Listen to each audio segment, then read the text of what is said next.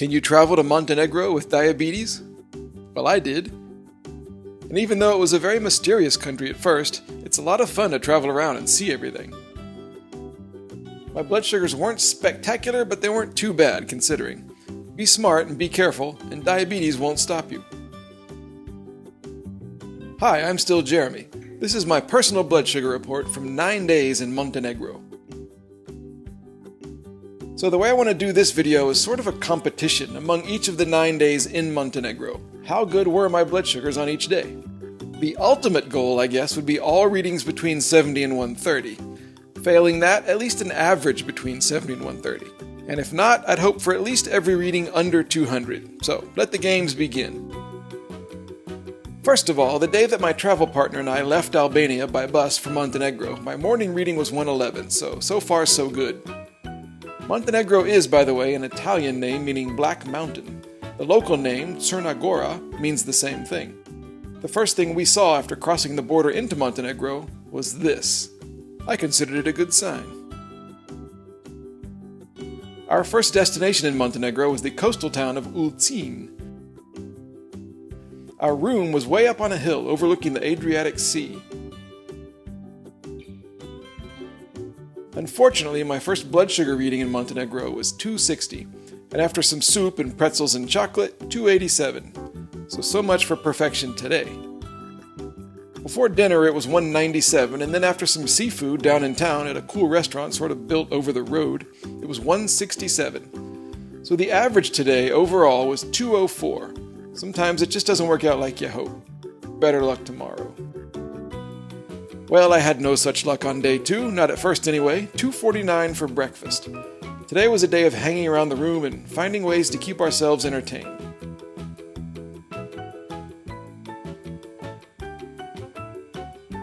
To give you an idea of how slowly this day went, this footage is not slow-mo, it's in real time, I swear.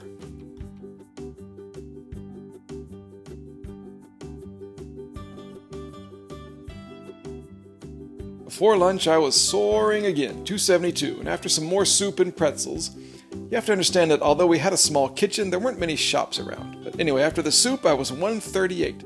So maybe the average today will still be good. Walking around the hills of Ulcinj under the full moon that evening, I found some pizza and beer to take back to the room. After that, before bed, 211. I sighed and took some Humalog. Average today was 218. Yikes. Screw it. Sit in your jacuzzi and have a beer and hope for better luck tomorrow. Day 3 involved exercise. After a high of 222 before breakfast, most of which ended up on my pants, we walked down the hill to check out Ulcinj some more. First was this great old church and its weird grove of trees.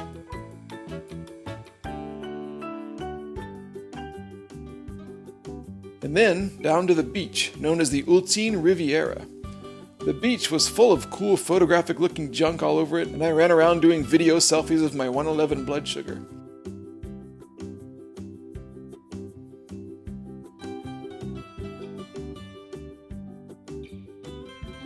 Anyway, after a good seaside meal at a nearby place, we hiked back up the hill on a stone path with views to distant storms and shafts of sunlight over the water.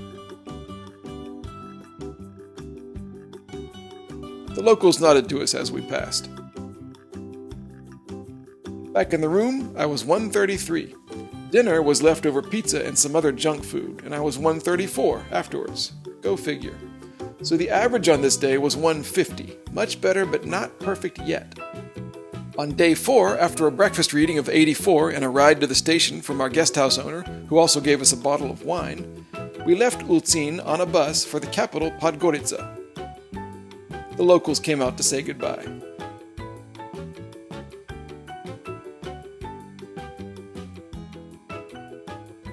The scenery was cool along the way, but I was low for the first time in Montenegro, 57 on the bus.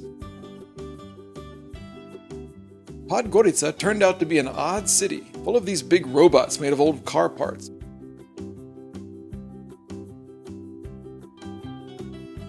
And some strange architectural touches. Our room was in an apartment building. There were not only nice views from the porch, but depictions of John Cleese from Monty Python in the stairwell. We got some Greek food, souvlaki, and I was 163 afterwards.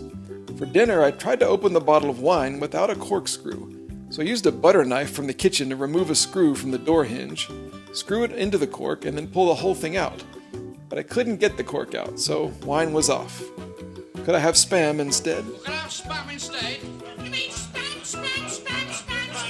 Best of all, before bed I was 93, so the plot thickens. Today's average was 99, with only one reading a little lower and one a little higher than the core range, and none over 200. Nothing to do now but improve on that.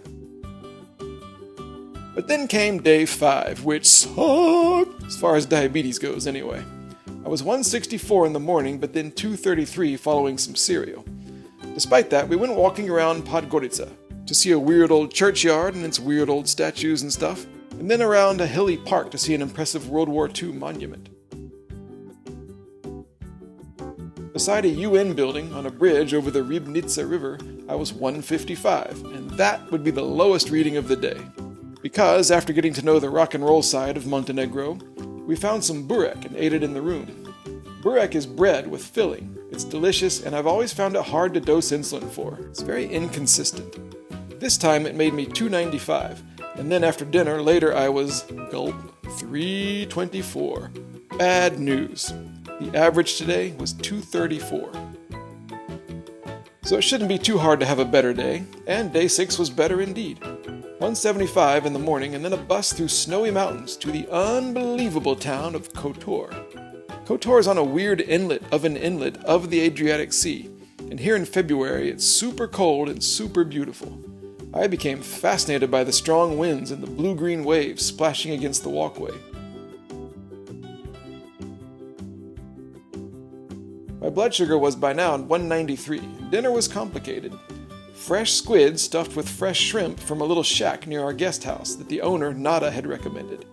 Plus bread, plus a bottle of wine that Nada gave us. And this time, we could open it. I don't usually drink wine, so I didn't know how to take insulin for it. I imagined it was kind of like juice, carb-wise, and so I took several units for it all. Afterwards, I was 170. So the average today was 179, and all 3 readings were out of range, but none was over 200. And I navigated through a bottle of wine, which went great with the fresh seafood. Let's call day 6 a success. And let's call day 7 perhaps the most remarkable day in all of Montenegro, scenery-wise anyway. I may have been 201 when I woke up, but after an awesome breakfast it was 132. And then the climbing began. You see, the Old Town section of Kotor is a UNESCO World Heritage Site, and there are zillions of little paths and alleyways to wander around and shops to peek into. And here in the off-season, not many other tourists, just locals. It was great. But a little doorway tucked into the back of Old Town leads to a rough path that zigzags up a steep hill behind Kotor, past the Church of Our Lady of Health, over the blue waters and red roofs of Old Town, and to the top, where you can see the castle of San Giovanni, part of another separate UNESCO World Heritage Site. Let's go back a little bit. A few years ago, I spent several days looking around the internet for large-size photos, one from each country of the world, and I put them in rotation as my computer desktop. The one for Montenegro was this view. I never dreamed I'd actually be here myself. I really didn't even know where Montenegro was. But now, being here and having to hike up to it and thus earn it was a fantastic moment. The Montenegrin flag whipped in the wind over the Bay of Kotor and the huge rock mountains in the distance. And we looked around the ruins and lay around in the sun. Had a diabetes selfie video interrupted by a local resident. And headed back down. On the way, next to the Church of Our Lady of Health, I was 75, so I had a Twix. No push-ups for me right now, thanks. I'll leave them to this guy. Back in Old Town, we got some rice and fish at a great little restaurant, and I tried to guess my shot. Lots of carbs, but lots of climbing. Plus, I'd just been a bit low and had a Twix, so I did my best. If I guessed wrong, I'd be so embarrassed I wouldn't be able to show my face. But I was 101 afterwards, and then finally before bed, 86. So overall, the average today was 119, and the only objectionable reading was the 201 at breakfast after last night's wine. That's a stellar day. Day 8 was simpler and not quite as great, medically speaking. Still reasonable in the morning, 161, but then 259 before lunch. Must have been some kind of super croissant for breakfast. Some more walking around Old Town, checking out the old churches and the amazing art objects, and lighting candles and meeting the cats who actually seem to run the place. All that led me to a 106, but then a final Montenegrin dinner. More seafood and squid ink risotto with, finally, the bottle of wine I'd been carrying around since Ulcinj. So I was 219 after all this. Somehow it was all worth it, even if the average today was 186. Day 9 was a partial day in Montenegro, and I was 222 in the morning and then 139 before crossing the border by bus into Croatia. We watched the Bay of Kotor disappear through the dirty bus windows and thought about how impressed we were by Montenegro. It's a small Balkan country, but there's a lot more to see here than we did. You could spend a long time here and always be surprised.